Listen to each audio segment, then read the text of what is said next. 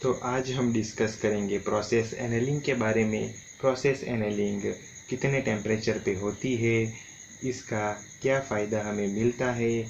तो process annealing जो है 550 प्रोसेस एनेलिंग जो है वो 550 डिग्री सेल्सियस पे की जाती है।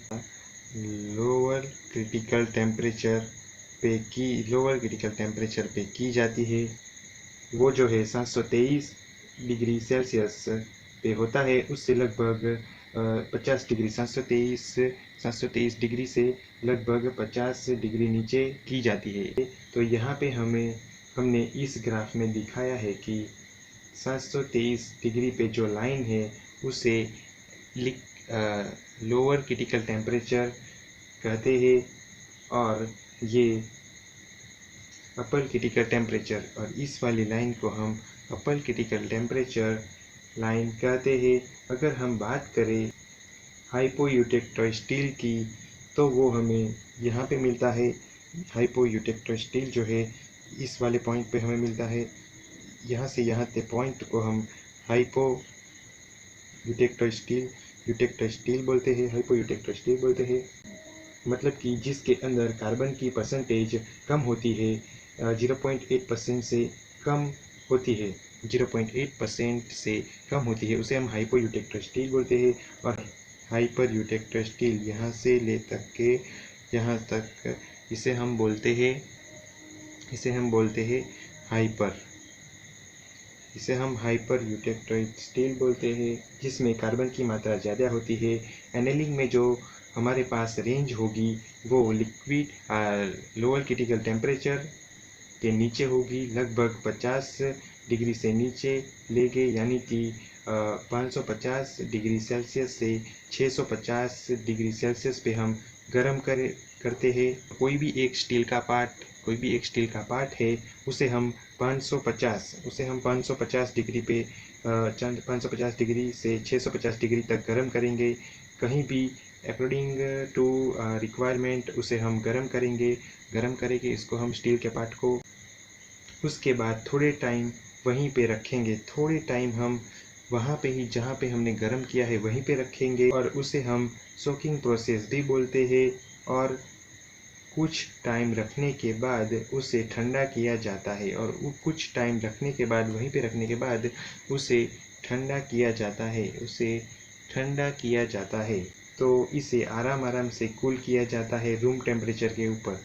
मतलब कि बहुत ही कूलिंग रेट बहुत ही कम होती है उसकी, रूम टेम्परेचर पे उसे ठंडा किया जाता है। तो एनेलिंग का फ़ायदा क्या है?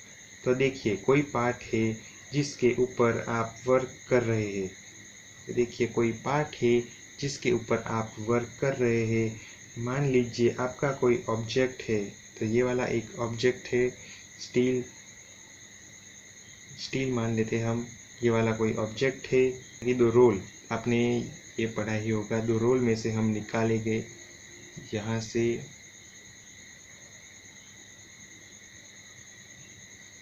दो रोल में से इस पार्ट को हम निकालेंगे तो कुछ ट्रेसिस, या कह सकते हैं कि ग्रेन स्ट्रक्चर चेंज हो गए। कुछ ट्रेसिस और ग्रेन स्ट्रक्चर चेंज हो गए और इसके अंदर स्ट्रेसिस पैदा हो जाते हैं। तो इस तरह आप मेटल वर्किंग इंडस्ट्री या वायर मेकिंग इंडस्ट्री में है, तो जब आप काम करते हैं तो उसमें स्ट्रेसिस पैदा हो जाती है, या उसका ग्रेन स्ट्रक्चर जो है रिफाइन करने के लिए ज़रूरी होती है। तो हमें क्या करना है, हम उसकी डक्टिलिटी इंक्रीज करना चाहते हैं। तो डक्टिलिटी इंक्रीज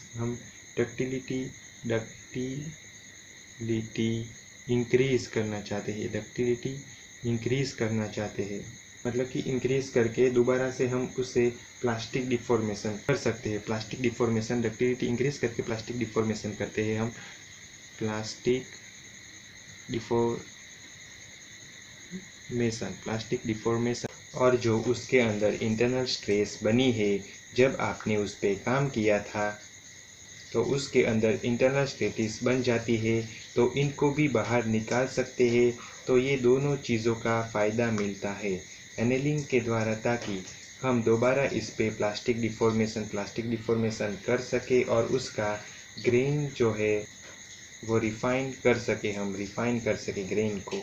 तो ये रेंज हमें मिली है, तो ये रेंज जो है हमें मिलती है यहाँ पे 723 डिग्री के नीचे, यानी कि लोअर क्रिटिकल टेम्परेचर के नीचे गर्म करते हैं। तो फ्रेंड्स, ये जो रेंज होती है इसे हम एनेलिंग बोलते हैं। ये हरी वाली जो लाइन दिख रही है इसे हम एनेलिंग बोलते हैं।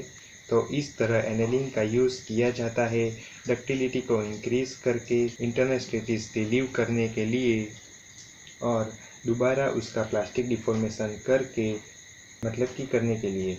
तो बस यही है आज का वीडियो, और ज़्यादा वीडियो के लिए इजी शिक्षा को सब्सक्राइब कीजिए।